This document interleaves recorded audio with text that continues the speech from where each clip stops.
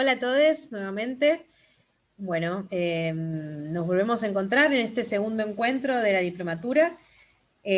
Como les había comentado la semana pasada,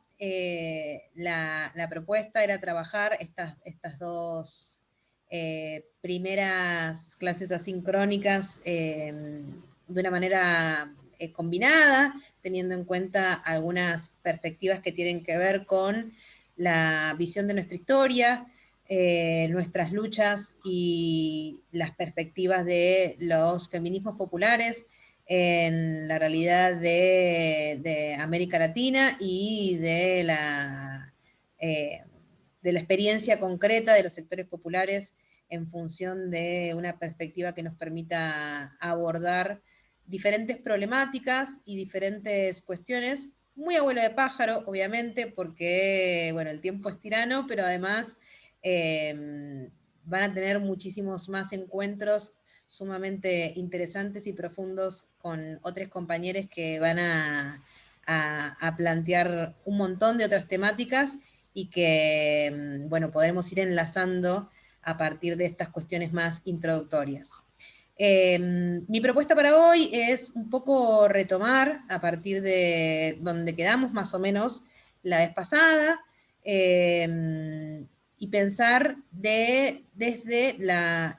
historia, en este caso, algunas cuestiones que tienen que ver con los aspectos específicos en relación a el trabajo y la lucha de las organizaciones populares en función de la reivindicación de derechos concretos, en particular pensando cómo esta cuestión de pensar desde los feminismos populares tiene que ver también con la transformación y la implicancia concreta en nuestras vidas cotidianas. En ese sentido, una de las primeras cuestiones que me interesaría remarcar es plantearnos, tal vez en el contexto del último siglo o un poco más, pensando en la continuidad de lo que fue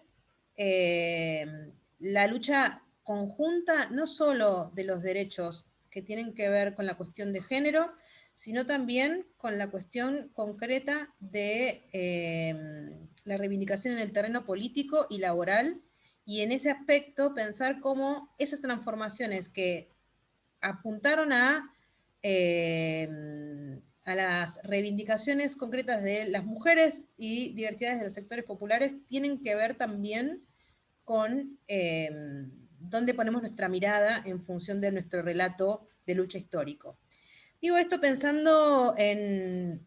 uno de los abordajes para la clase de esta jornada, que tiene que ver con la idea de las olas feministas, que es una categoría que se usa muchísimo y que nos sirve para pensar como las intervenciones de lucha como más concentradas en momentos específicos de la historia, pero que muchas veces tienen que ver con relatos construidos desde la visión de feminismos de otras latitudes, que no son menos importantes porque obviamente son historias de lucha en las que también nos sentimos interpeladas, son historias de lucha que son sumamente importantes a nivel internacional, pero que en algunos casos ponen el eje, en realidad en la mayoría de los casos ponen el eje en hitos históricos que están por fuera de nuestra historia. Entonces, por ahí a veces parece, cuando pensamos en las olas, que las latinoamericanas ingresamos más tarde a la lucha por nuestros derechos, y como veníamos viendo muy bien la semana pasada, y como me interesaría que podamos ver un poco hoy, tenemos una historia concreta, tenemos nuestras propias, vamos a decirle, olas también, pero tratando de como complejizar el concepto y pensar que en el marco de la lucha popular y en el marco de los avances y la reivindicación de derechos concretos, por más que muchas veces esas definiciones no se hayan denominado a sí mismas como feministas, han incluido estrategias concretas, estrategias específicas que tienen que ver con reivindicaciones puntuales en el mundo del trabajo, la política y los derechos civiles en términos de género, y que han ido enlazadas desde un punto de vista muy profundo con el resto de las reivindicaciones populares también, y en ese sentido nos da también una potencia histórica que nos permite perfilar también una complejidad y una intervención y un empoderamiento a nivel historiográfico que muchas veces es invisibilizado. Bueno, preparé nuevamente una presentación. Bueno, esta es la carátula. ¿Por dónde quería entonces que empecemos trabajando? En primer lugar, pensar un poco esta cuestión de cómo desde la organización popular y la lucha por los derechos podemos ver aspectos específicos en relación a lo que implica el trabajo en términos de género, en función de todas estas cuestiones previas que estábamos abordando la semana pasada. En primer lugar, lo que vemos es un nivel de subregistro importantísimo en los marcos estadísticos, en los marcos historiográficos, en los marcos de reconocimiento histórico del trabajo de las mujeres, y en este sentido se habla muchas veces en forma esquemática de la inserción laboral de la mujer en la década del 40 y el 50. Bueno, esa es una de las primeras cuestiones que tienen que ver con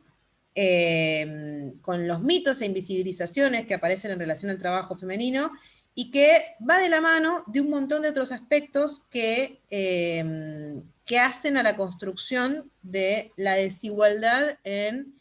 no solo en el acceso al trabajo, sino también en el acceso a los derechos sociales, políticos y económicos. Una de las derivadas de ese planteo es el peso de la informalidad laboral, que vamos a ver más adelante algunos números, no son los más actuales, pero sí son muy contundentes. La distribución de las tareas de cuidado y la construcción de la jornada laboral real, que no incluye solamente la jornada laboral oficial. Las condiciones concretas laborales en las que se desarrolla el trabajo efectivamente, y estos dos últimos aspectos punteados ahí, que tienen que ver con la división sexual del trabajo, a lo que ya hablamos la semana pasada, la cuestión de la naturalización de la división sexual del trabajo, pero como una operación, una operación para tener en cuenta todos los aspectos anteriores en los que se unen una supuesta división natural de las tareas para justificar, por un lado, la informalidad laboral, la desigual distribución de los ingresos, la desigual distribución de la riqueza contundentemente, la desigual distribución del trabajo y la desigual distribución de las tareas de cuidado con perspectiva ampliamente sobrecargada en el sector femenino, y además también en ese sentido con la ampliación de la jornada laboral en términos concretos de manera escandalosa. Esto también de la mano, por supuesto, de la brecha salarial y el techo de cristal, cuestiones que seguramente las trabajarán más adelante de manera puntual, pero digo, en ese sentido hay en todo ese registro que tiene que ver con lo histórico también, digamos, en cómo se dieron y en cómo se visibilizaron las tareas laborales y de cuidado también en nuestra historia, en una desigualdad construida a partir de la distribución del ingreso, la distribución de poder y la distribución de trabajo. Esto como para arrancar en términos generales. Es un punto de partida fundamental porque desde un montón de mitos y de referencias históricas, nosotros tenemos una base de sustentación hasta desigual en el registro estadístico y en el registro historiográfico. Entonces, una de las cosas que podemos empezar a abordar desde el inicio es desandar puntualmente algunas de las cuestiones que tienen que ver con esas invisibilizaciones y esos mitos puntualmente. En primer lugar, esta frase que decía antes, la incorporación de la mujer al mundo del trabajo, es una falacia total porque en realidad se puede documentar presencia en trabajo fabril, comercio, magisterio, en un montón de tareas que no fueron registradas debidamente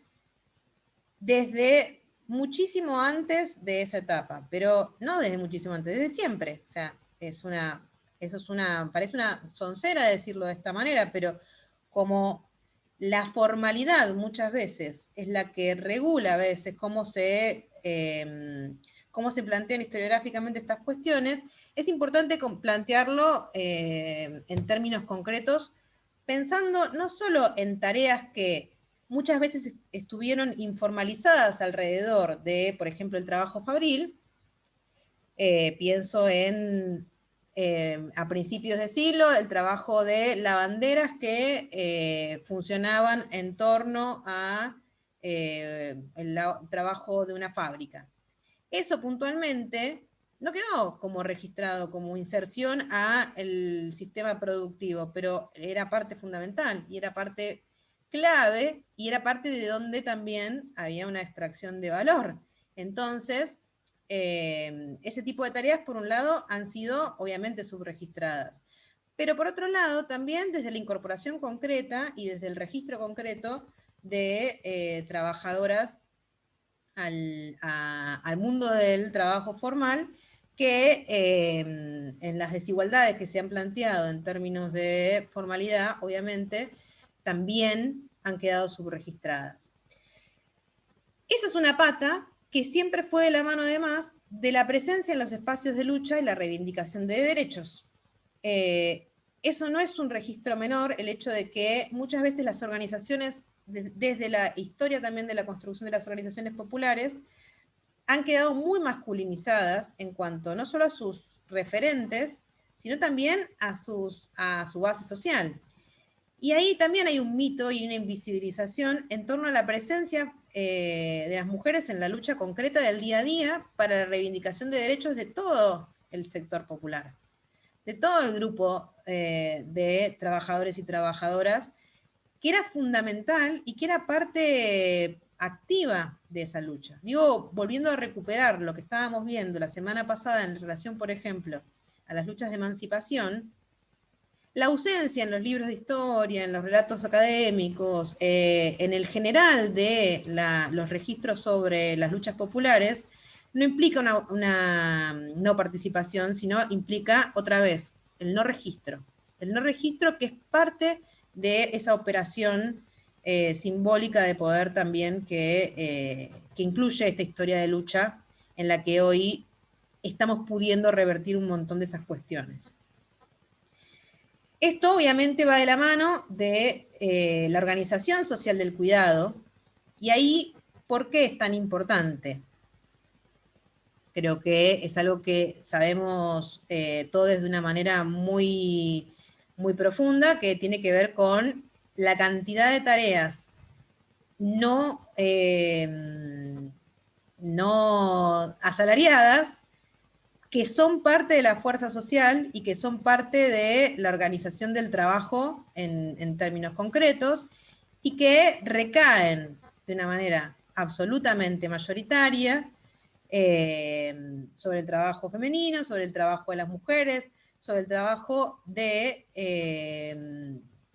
no registrado y, como dice esa frase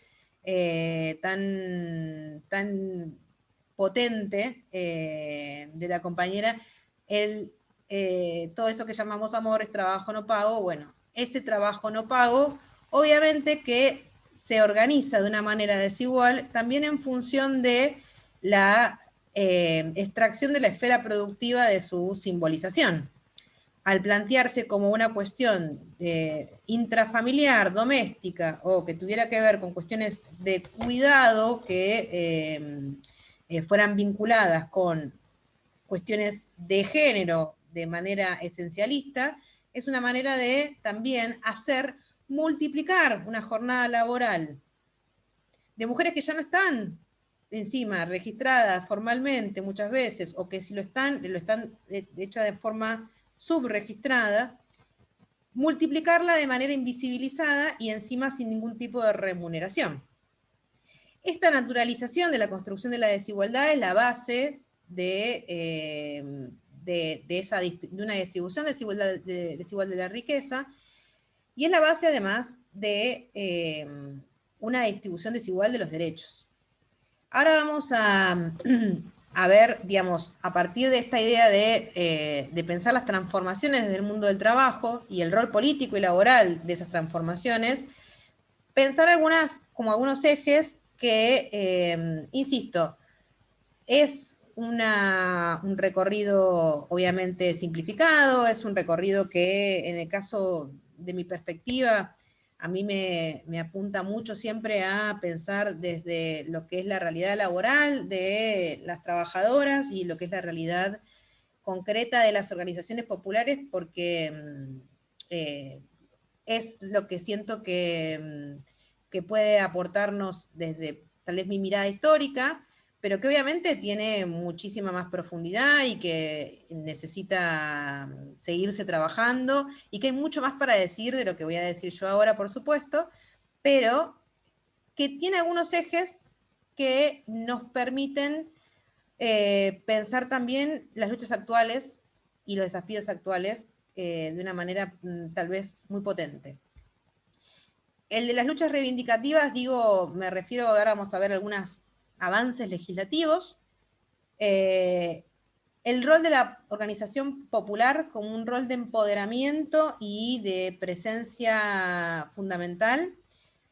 Y esta ruptura del rol doméstico naturalizado, que creo que es una de las enormes victorias de los últimos tiempos, y que es tan difícil y que me parece que es como parte de los grandes desafíos actuales, el reconocimiento de las tareas de cuidado y de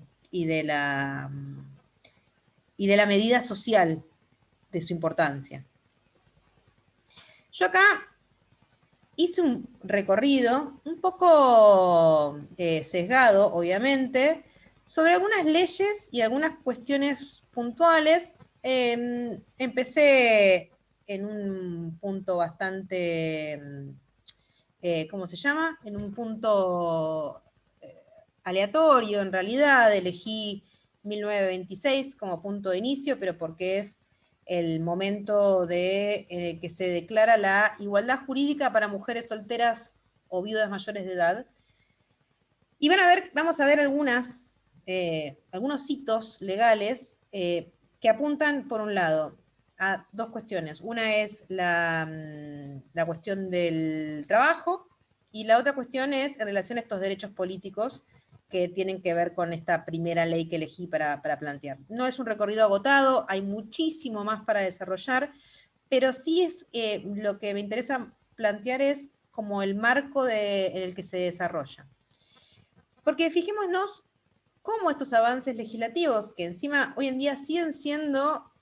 parte de nuestros desafíos, y acá no estoy incluyendo un montón de otras dimensiones de avances legislativos que son importantísimas, tienen que ver, por un lado, con accesos sumamente escalonados a derechos políticos, por ejemplo igualdad jurídica para mujeres solteras o viudas, nada más. Ahí tenemos una base de construcción legal del patriarcado completamente argumentada detrás de la supuesta desigualdad jurídica para administrarse a sí mismas, sus bienes y sus cosas de las mujeres casadas, por ejemplo, en propiedad de lo que sería su marido, básicamente. Hasta ese momento ni siquiera era de esta manera. Muchas veces en las mujeres solteras se hacía cargo el hermano, por ejemplo, el padre. Siempre había un hombre tutor en eso. Esto afecta en todo sentido, porque si nosotros vemos después algunos de más hitos, muchos que van a aparecer van a tener que ver, por ejemplo, con la cuestión de les hijes, por ejemplo. Y cómo eso ha sido parte de también una concepción de propiedad que tiene que ver con esta estructura de la familia que hablábamos la semana pasada, dentro de la noción de heteronorma, en la que hay una estructura de poder también planteada y justificada desde el punto de vista de la naturaleza, entre comillas, pero que tuvo un montón de leyes que la avalaron, obviamente. Pongo esa fecha, 1926, porque es un momento en el que, bueno, se reforma el Código Penal, el Código Civil, perdón, y que aparece, por ejemplo, esta ley, pero que igualmente va a mantener condiciones de desigualdad muy profundas en un momento, además, de una desigualdad social instaladísima y que incluyó luchas y procesos de represión y de miseria social muy fuertes. Pero ¿por qué es interesante ver el salto hacia 1944, más que nada? Porque donde el movimiento popular en su conjunto empieza a lograr una serie de reivindicaciones generales, también empiezan a haber reivindicaciones específicas que no se autodenominaron feministas tal vez, pero que tuvieron que ver con los derechos de las mujeres y que tuvieron que ver fundamentalmente en algunos casos con la ampliación de los derechos políticos, por ejemplo, en 1947, el derecho al voto y a la candidatura de las mujeres, el derecho al trabajo. En este caso, acá simplemente agregué, por ejemplo, la creación de la división del trabajo y la asistencia a la mujer, pero porque es interesante ver cómo efectivamente se empieza a visibilizar que hay una problemática concreta en relación a eso, y que si bien antes había algunas intervenciones, no estaban institucionalizadas de esa manera. Y después en relación a los vínculos familiares, es como una doble vía en la que se empieza a regular cuestiones y a avanzar sobre derechos en los que las reivindicaciones como trabajadoras también van de la mano de la reivindicación dentro de los derechos de la organización de la vida cotidiana.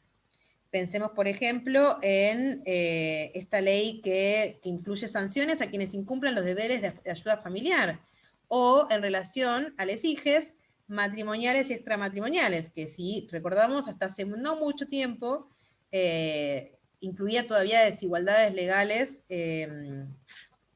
para las niñas nacidas fuera de matrimonio, ¿no? Lo mismo en relación al divorcio vincular, que fue un ida y vuelta muy, muy largo, pero que tiene que ver con la gestión de la propiedad, la gestión de poder al interior de un grupo familiar, tiene que ver con todas estas cuestiones de una manera sumamente entrelazada. Si pasamos a ver una etapa posterior, fíjense, ya mucho más reciente, siguen siendo como cuestiones que vuelven a aparecer. Por un lado, de la cuestión de la regulación de la cuestión familiar, pero también, fíjense, en relación al trabajo y a los derechos políticos. En este caso, en 1991, el cupo legislativo del 30%, que hoy en día en Provincia de Buenos Aires es más alto, y el inicio también de registro del trabajo de amas de casa, en términos previsionales. Digamos, todas cuestiones que empiezan muy tardíamente a registrar formas de trabajo que, insisto, aparecían invisibilizadas, pero no lo eran inexistentes. No se legisla esto cuando aparece, sino en los casos, y esto es una hipótesis que creo que tiene bastante contenido histórico, en los casos en los que tienen que ver con injusticias en relación a las cuestiones de género, son el tipo de injusticias que muchas veces más tardíamente se abordan en términos de legislación, que ahora estamos viendo tal vez los avances más contenidos y más fuertes en relación a estas cuestiones. Acá agregué, esto obviamente incompleto, porque acá lo hice hasta esta etapa más o menos, pero porque es como nuestra antigua normalidad y todo lo que venga ahora incluye muchas necesidades nuevas en relación a estas temáticas, pero nuevamente la intervención en relación a los cupos como una cuestión de representación política que tiene que ver con la falta de registro de la participación real en los espacios de expresión y de participación política, no con la falta de presencia, y esa, de nuevo, es importante, como tenerlo siempre presente, que también incluye, por ejemplo, las organizaciones sindicales, y que es hoy, justamente en este momento, en este último mes, se empezó a debatir de nuevo de una manera muy fuerte en las centrales sindicales, la cuestión de la representación femenina en los espacios de conducción de los sindicatos. Y también en relación al trabajo y al registro del trabajo en términos de tareas subregistradas, informalizadas o no remuneradas directamente, en muchos casos. Todas estas cuestiones obviamente resuelven el problema y no necesariamente no, pero son necesarias para pensar en desde dónde se construye la lucha reivindicativa, que es una de las patas, obviamente, de la construcción de la deconstrucción de la desigualdad, obviamente, no es la única. En este sentido, yo traigo a colación un ejemplo histórico que tiene que ver con una de estas etapas que estábamos hablando, que es la etapa de los gobiernos peronistas, porque el ejemplo de María Roldán es una referente sindical que sumamente olvidada por la historia. Hago la aclaración porque una de las cosas que obviamente hay que destacar es que habitualmente cuando aparecen mujeres en los relatos históricos aparecen singularizadas. No quiero hacer la misma operación, pero sí me parece que a veces está bueno ponerle cara a ciertas representaciones, no olvidando nunca que en estas situaciones no hablamos de una mujer aislada, y aparte, justo en el caso de María, ahora les voy a contar un poco, no es la referente, digamos, de una lucha sumamente amplia, pero que nos sirve también para poner digamos, en referencia histórica el nivel de invisibilización que existe de las luchadoras populares. María Roldán es una mujer muy poco presente en los relatos históricos generales, a pesar de ser una de las primeras delegadas sindicales de América Latina en la década del 40, desde la década del 40. Como delegada sindical integraba el gremio de la carne, o sea que estaba en el pleno centro del aparato industrial argentino.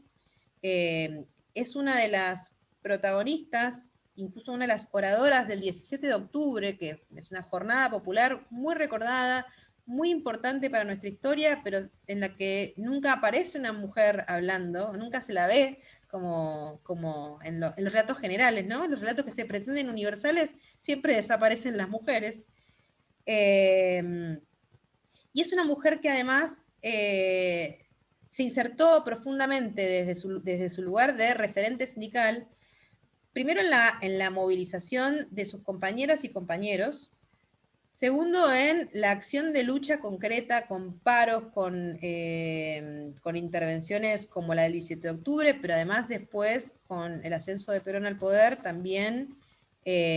con un diálogo político y un debate político con el gobierno. Digamos, ella se considera peronista, obviamente, pero también va a tener una intervención muy importante, no solo desde lo gremial, sino también desde lo político, que es algo que va a ser muy característico de todos y todas nuestros militantes populares. Va a participar también de los espacios de debate por la ampliación del voto, por el derecho al voto de las mujeres. De hecho, una frase que decía ella, decía, nosotros estamos acostumbradas a escuchar que el pueblo ya votó, y nosotras no votamos. ¿Cómo nos pueden estar diciendo que el pueblo ya votó? Y eso que el gobierno que lo decía la representaba, pero ella igual en esta lógica de lucha popular está viendo esta cuestión de clase, esta cuestión popular pensada también atravesada por la cuestión de género. ¿María se consideraba feminista? No, no. Ella tenía la visión de que las feministas eran las feministas hegemónicas, o sea, Victoria Ocampo, que era una mujer de la oligarquía y que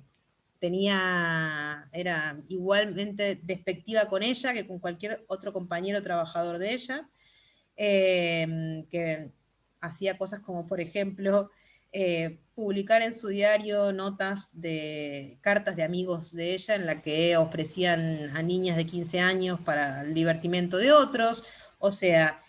para María, en ese momento, las feministas estaban monopolizadas por sectores de la oligarquía. Sin embargo, si nosotros lo vemos en concreto y lo vemos en cómo se ejerció efectivamente la lucha popular, hay una presencia de un feminismo popular, aunque no se autodenomine como tal, que está incidiendo profundamente sobre la reivindicación y la lucha de derechos y sobre el cambio de vida concreto. Digamos, poder acceder al voto y poder acceder a la representación política fue fundamental y es uno de los grandes avances de este momento. El nivel de representación de ella era muy importante como referente sindical, va a tener un muy buen vínculo con Evita y además va a entrar en un diálogo en este sentido también, ¿no? Como representante sindical y como representante, digamos, del espacio que está peleando por el voto y que Evita va a tomar y las va a recibir en muchas oportunidades. Pero insisto con lo que decía al principio, no es una mujer para que la tomemos singularmente, sino siempre pensando cómo condensa en sí la representación de su sector, ¿no? Ella la ponemos con nombre porque nos facilita la exposición, pero nunca nos olvidemos que María Roldán era una delegada sindical del gremio de la carne, que tenía compañeros, compañeras a las que ella arengaba, organizaba y a los que estaba pensando en representar. Porque muchas veces aparece esto, la mujer singularizada, con Evita pasa lo mismo, con Evita aparece como ella sola, aislada del resto, cuando en realidad es una mujer popular que también está luchando en función de una representación social, y si no aparecen como la esposa de, la amiga de, como una cosa referida a otros que sí tienen representación. Y bueno, lo que estamos viendo es que eso no se verifica en la historia tiene estas referentas que son fundamentales para la construcción de las luchas sociales en términos no solo de género, sino globales también. Eso también me parece importante destacar. Es una lucha conjunta y ahí es donde creo que es tan importante el rol y tan negativa la invisibilización, por supuesto. Entonces, acá esto como nada, una cuestión de como una reflexión dentro de esta parte de la historia, insisto, estoy haciendo un vuelo de pájaro, no es un relato ordenado de la historia, pero sí hitos, digamos, pensar. La figura de María nos permite también pensar el poder de la organización popular como empoderamiento también de la reivindicación de la lucha de las mujeres y de la perspectiva de esa lucha dentro de las cuestiones de género también. Esta frase que les dejo acá, a mí es una de las frases que más me gusta de ella. Dice, esto era cuando ya teníamos la palabra, teníamos un sindicato que nos defendía, sabíamos que no íbamos a quedar en la calle así porque sí. ¿En qué contexto dice esto María? María Roldán fue registrada en su vida, digamos, por un inglés, así que Ahí tenemos un problema historiográfico también desde nuestro bagaje histórico. En un libro muy lindo que se llama Doña María, que si alguien la quiere leer una vez, lo recontra recomiendo. ¿Y qué es lo que está contando en este momento? Ella cuenta cómo desde su militancia sindical empieza a encontrarse con situaciones, por ejemplo, en una que la meten presa por un paro, y que la quieren hacer desvestir en frente de un soldado. Ella se tenía que cambiar y ponerse la ropa para que se la llevaran detenida. Y ella se niega y le dice que no, que ella ya sabía que estaba en las manos de la oligarquía, que listo, lo aceptaba en términos de clase, pero que no se iba a desvestir en frente de él, que traigan una mujer. ¿Qué es esto? Eso es empoderamiento absoluto, digamos. Porque ella se decía, yo pude hacer eso porque sentía que el sindicato me iba a salir a defender. Parece algo menor, pero sabemos que estas cuestiones de la cotidianidad son parte de la desigualdad también, y en términos políticos, una mujer en la década del 40 pudiendo plantarse enfrente a una autoridad militar, en este caso, también era una forma de decir, la organización también es parte de ese empoderamiento en términos de género, y que tiene que ver con la realidad de la participación efectiva en las instancias de representación, en las instancias de militancia concreta, y tiene que ver con la construcción de una lucha de reivindicaciones que en el largo plazo implican cada vez mayor empoderamiento y mayor apertura de participación también a otras, en este caso. Digamos, María como delegada tenía una protección concreta, oficial y legal, que también es parte de por qué hablamos después de cupo, por qué hablamos después de niveles de representación oficial, de formalidad, porque son todas cosas necesarias e importantes a la hora de pensar después derechos concretos de la vida cotidiana y de la militancia cotidiana también. A mí esta frase me parece que es como sumamente potente. Ya teníamos la palabra, porque la organización nos cuidaba la palabra en un punto. Esto, como para tener como una perspectiva en términos históricos, en relación a lo que es la cuestión del trabajo como tema, del trabajo como eje también de nuestras vidas, porque somos mujeres de los sectores populares, ¿no? Y vivimos de nuestro trabajo, entonces es parte de también pensar cómo se construye esa división del trabajo por un lado, de la riqueza por otro, y del poder en relación toda conjunta con la cuestión también de género en el medio. Entonces, acá, como para acompañar todo esto, digamos, pensar dentro de todo este marco, ¿a dónde están las tareas de la organización social de las tareas del cuidado? ¿Por qué en general se las piensa por separado? Bueno, porque tiene que ver con la extracción concreta de riqueza que implica su no remuneración por un lado, su informalidad por el otro, y su desigual distribución en términos de género de una manera escandalosa, digamos. En ese sentido, la organización social de las tareas de cuidado es parte fundante de la construcción de las desigualdades, y tienen un peso económico en términos contables, digamos, analizables, altísimo. Por eso es tan importante, y por eso es parte también de una naturalización, porque la naturalización de esas tareas, como tareas femeninas, tareas domésticas, tareas por amor, evitan una remuneración, o sea, lo que busca es evitar una remuneración real, correcta y apropiada de esa tarea como cualquier otro trabajo. Pero además, porque en el plano de lo que implica La explotación concreta tiene que ver con esto que decíamos al principio, la ampliación de la jornada laboral hasta el límite máximo de lo que da el día, básicamente. Yo acá les pongo unos datos que son del año pasado, que recuperó una compañera de periodista de radiográfica, que, bueno, lo que plantea es datos del 2020 en términos de aporte al PBI. Si nosotros vemos las tareas de cuidado y de trabajo doméstico, entre comillas, ¿no? Aportan en términos concretos al PBI 4 millones de pesos. La industria 3, el comercio 3. O sea, el nivel de peso en la estructura productiva, en la estructura social nuestra, es altísimo, pero no es casual que esté absolutamente menor remunerado, porque por la potencia de producción económica que tiene, básicamente. Porque esa potencia está fundamentada también sobre